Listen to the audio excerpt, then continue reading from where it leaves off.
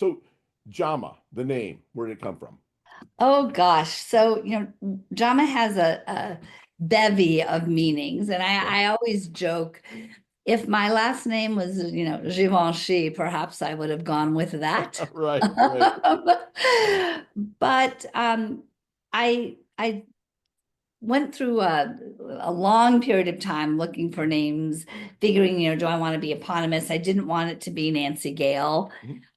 I wanted something that felt that it had sort of depth of meaning.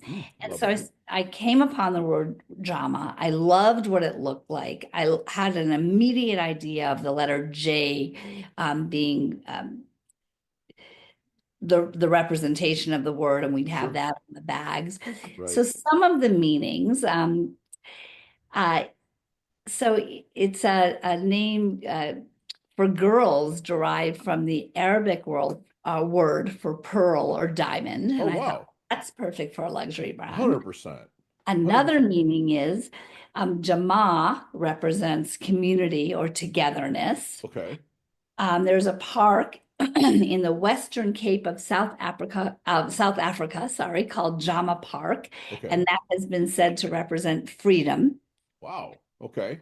But then I had a really interesting moment. Um, Someone asked me one day if I practiced Buddhism. Mhm. And I responded, well, I do not. Why do you ask? And he said, well, you have such a calm energy, yet you are always laughing and giggling and excited. And so it makes sense to me that your brand is called Jama.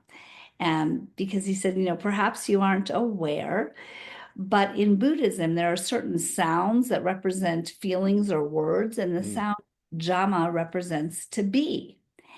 And I thought that was just fascinating to me. Right. And my favorite expression has been always been be who you are. Yeah. And be And so I where you thought are. it's Right. Yeah. yes.